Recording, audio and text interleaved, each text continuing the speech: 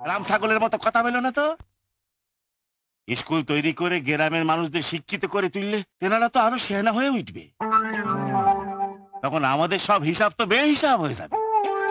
তুই তো ঘাটে অনেকে বুদ্ধি ধরিস, চেষ্টা কর কালে ভাদ্রে মন্ত্রী হয়ে যেতে পারিস। গার্গার বাবু, আমার কথাটা কি আপনার ভালো লাগলো না? ব্যবসাটা তো ভালোই ফেলেছেন। হ্যাঁ, এদের মনে কোনো ভক্তিভাব নেই। ছেলের যদি মঙ্গল চাস তবে পুজোটা দিয়ে যা। আগে ওই পয়সা দিয়ে ছেলের জন্য ওষুধ কিনে নিয়ে যাও। ছেলে ভালো হয়ে গেলে মানতের নাম করে পয়সাটা দিয়ে যে ওকে। শিব হে, গ্রামের মানুষ যেভাবে রক্তদান শিবিরের জন্য এগিয়ে এসেছেন তা সত্যিই খুব অভিনন্দনযোগ্য।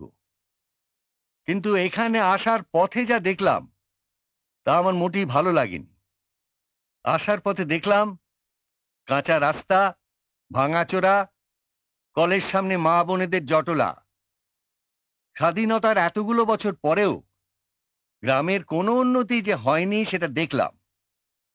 তাই আমি এই গ্রামের যারা সচ্ছল মানুষ, যারা সমাজসেবী মানুষ, সেই সঙ্গে পঞ্চায়েত প্রধানকে অনুরোধ করব গ্রামের এবং গ্রামের মানুষের উন্নতির জন্যে আপনারা এগিয়ে আসুন। কোনো সাহায্য বা সহযোগিতার প্রয়োজন হলে আমাকে জানাবেন। আমি সাধ্যানুসারে আপনাদের পাশে দাঁড়াবার চেষ্টা করব। উনার কথা শুনে না আমার মাথায় একটা প্ল্যান এসছে। প্ল্যান? কি প্ল্যান? পরে বলবো। ঠিক যেরকম বলেছি, ভোলা, সানাই, লাট্টু তোরা প্রচারে থাকবি, আমি আর ভম্বল পুরো ব্যাপারটা দেখবো। না মানে বলছিলাম কি, কেউ যদি আমাদের ধরে ফেলে? থাম তো, প্রথমে কু গাইতাছে। আরে আমরা তো ছদ্মবেশে থাকবো, আমাদের ধরতেই পারবে না। ও ঠিক আছে, তাহলে আজ থেকে আমাদের অভিযান শুরু।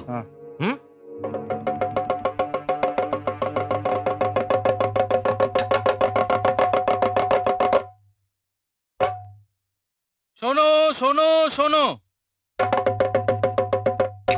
গ্রামবাসী, তোমরা সবাই শোনো। রাঘব ভাইয়া 50 লাখ? আমাদের গ্রামের জমিদার শ্রীযুক্ত ভুবন চৌধুরী মহাশয় শ্রেষ্ঠ মানুষের হাতে। আমাদের এই গ্রামের উন্নতির জন্য চলো গ্রামের শ্রেষ্ঠ মানুষের হাতে 50 লক্ষ টাকা তুলে দেবে। হ্যাঁ, সাধারণ মানুষের বিচারে গ্রামের শ্রেষ্ঠ মানুষের হাতেই টাকাটা তুলে দেওয়া হবে। কি বুঝলে অলদর গোস্বামী? 50 লক্ষ হ্যাঁ টাকাটা কম না। হ্যাঁ, কথাটা বুঝবা। নিজে কিছু অর্থ ব্যয় করিয়ে গায়ে মানুষের জন্য কিছু ভালো কাজ করে ফেলো। এত কষ্টের রোজগারের টাকা খরচ করতে হবে। কিছু পেতে গেলে তো কিছু চাইতেই হয়, কথাটা বুঝবা।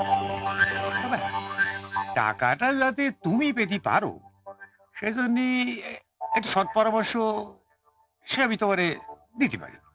কিন্তু হ্যাঁ, আমার দিকটাও তোমার একটু বিবেচনা করে দেখতে হবে, কথাটা বুঝবো। আহা, অত ভনিতা না কইরে বলো না, আমারে কি করতে হবে আর তোমারে কি দিতে হবে। বলছিলাম যে ওই গাঁয়ের স্কুল বিল্ডিংটা তো দেখেছো তো, ভেঙে পড়লো বলে ওই আনন্দ মাস্টার অনেক চেষ্টা চরিত্র করেও কিছু করতে পারেনি। তাই বলছিলাম কি যে তুমি যদি কিছু খরচাপাতি করিয়ে ওই স্কুল ঘরটার রিপেয়ার করার ব্যবস্থা করে দাও, তাহলে ছাত্ররা খুশি হবে। আর ছাত্ররা খুশি হলে তাদের বাড়ির লোকজনরাও খুশি হবে। আর বাড়ির লোকজন খুশি হওয়া মানে সারা গাঁয়ের লোক খুশি হবে। আর সারা গাঁয়ের লোক খুশি হওয়া মানে শ্রেষ্ঠ মানুষ হিসেবে তুই কথাটা বুঝবা। কথাটা বসবা। রাম ছাগলের মতো কথা বলো না তো। স্কুল তৈরি করে গ্রামের মানুষদের শিক্ষিত করে তুললে তেনারা তো আরো সেনা হয়ে উঠবে। তখন আমাদের সব হিসাব তো বেহিসাব হয়ে যাবে। হ্যাঁ, কথাটা মানতে হয়। কিন্তু ওই আখুব শেঠ ধনিক লালা তো ওই গ্রামের রাস্তাঘাট বানাবার পরিকল্পনা করে ফেলেছে, কথাটা বুঝবা। হ্যাঁ, তলে তলে এত শয়তানি। হ্যাঁ, গোপীনাথ, 50 লক্ষ টাকা সত্য সত্যই আমাদের হাতে আসবে তো?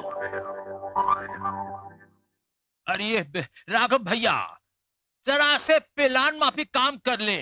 राम जी के लिए हम दोनों के बहुत नाफा होगे। বুঝলে ধনিকলা, আমার নাম রাঘব শেঠ।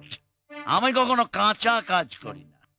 আমরা গ্রামের মেইন রাস্তাটাকে পাকা করে দিলে আমাদেরই মাল আনা নেওয়ার ব্যাপারে সুবিধা হবে। और ये ग्रामीण लोगों को हमारे समझाते हो कि तुम्हारे सुविधा के लिए ही तो हमरा তারপর জমিদার বাবুর টাকা একেবারে আমাদের হাতে। যাদব, কিছু বলবি বলবি বলে মনে হচ্ছে। মানে একটা কথা বলবো বলে ভেবেছি হ্যাঁ। প্রাইভেটে। মানে এরা সব এখানে আসে তো তাই। বুঝতে পেরেছি বুঝতে পেরেছি, প্রাইভেট। হ্যাঁ, হ্যাঁ। এই যা তো যা তো এখান থেকে, যাও বাবা। যাও যাও। চারিদিকে ঢেরা পড়েছে। আমাদের জমিদার বাবুর ঘোষণাটা শুনেছেন ডাক্তার বাবু? হ্যাঁ, সবাই বলা বলি করতেছিল আর কি। আমি একটা ছোট্ট মুখে বড় কথা বলবো। অত কিন্তু কিন্তু করতেছিস কেন রে? যাবার আর বইলে ফেল না। বলছিলাম কি, ওই 50 লক্ষ টাকা আপনিও তো পেতে পারে। আমি এই গ্রামের ভালো মানুষের হাতে জমিদার বাবু 50 লক্ষ টাকা তুলে দেবে। যাদব, আমি তো ভালো মানুষ নই রে। নেই তো কি হয়েছে, এবার আপনি ভালো মানুষ বইলে যান। অত হিয়ারি না করে একটু খোলসে করে বলতে কিনি রে। আপনি একটু ফ্রিতে রোগীপত্র দেখে দিন, রোগীরাই আপনার জয় জয়কার করবে। তারপর ভালো মানুষ হিসেবে টাকাটা পেলে আপনি একটা হাসপাতাল বানিয়ে নেবেন। অনেক রোগী হবে, খেতে দিতে অনেক দুধ লাগবে। আর যত দুধ লাগবে এইসব আমি সাপ্লাই করে দিব। ওরে বেটা, তুই তো ঘাটে অনেকে বুদ্ধি ধরিস। চেষ্টা কর কালে ভাদ্রে মন্ত্রী হয়ে যেতে পারিস। ডাক্তার বাবু, আমার কথাটা কি আপনার ভালো লাগলো না? ভালো লাগবে না কেন? এ তো ভালো কথা। 50 লক্ষ টাকা। আমার একটা আবদার আছে ডাক্তার বাবু।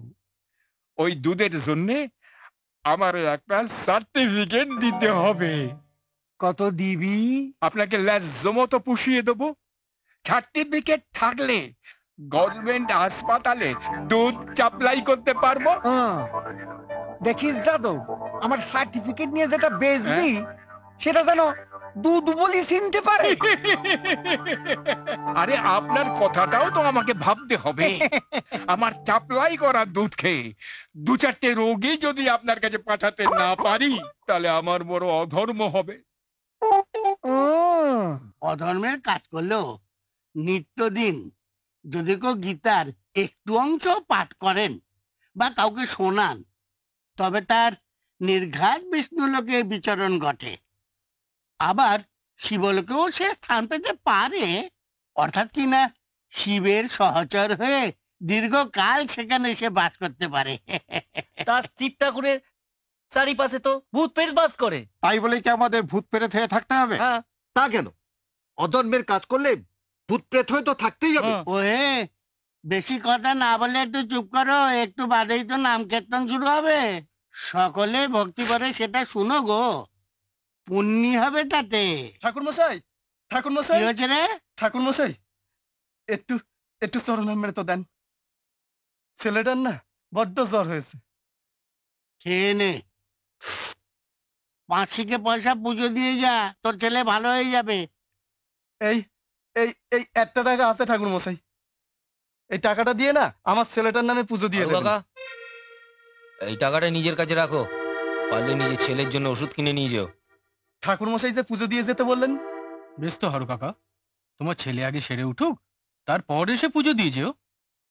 ঠাকুর দেবতার থানে দাঁড়িয়ে তুই একজনের ভগবানের প্রতি বিশ্বাসে আঘাত করলি। ব্যবসাটা তো ভালোই ফেলেছেন। হ্যাঁ, এদের মনে কোনো ভক্তিভাব নেই। ছেলের যদি মঙ্গল চাস তবে পুজোটা দিয়ে যা। আগে ওই পয়সা দিয়ে ছেলের জন্য ওষুধ কিনে নিয়ে যাও। ছেলে ভালো হয়ে গেলে মানতের নাম করে পয়সাটা দিয়ে যেও ওকে। শিব হে, ঘোর কলিকা। ওই দেখ, শুনেছিস? তোর ছেলের যদি অমঙ্গল কিছু হয় এরা কি বাঁচাতে পারবে? বাঁচলে আমাদের চেষ্টাতেই বাঁচবে। তুই কোথাকার ধন্বন্তরী? এই অর্জুনপুরে। আমিও গোবিন্দ ঠাকুর। আমি জানি। তুমি সামনে বাজাও বাঁশি, পেছনে ধরো ওসি। তুমি জেনে রেখো, আমার নাম অর্জুন।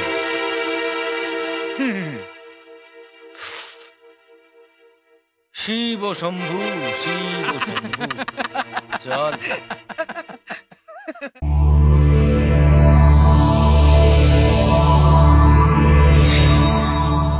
এমন আরো অনেক ভিডিও দেখতে এই চ্যানেলটি সাবস্ক্রাইব করে নিন এবং পাশের বেল আইকনটি প্রেস করে দিন।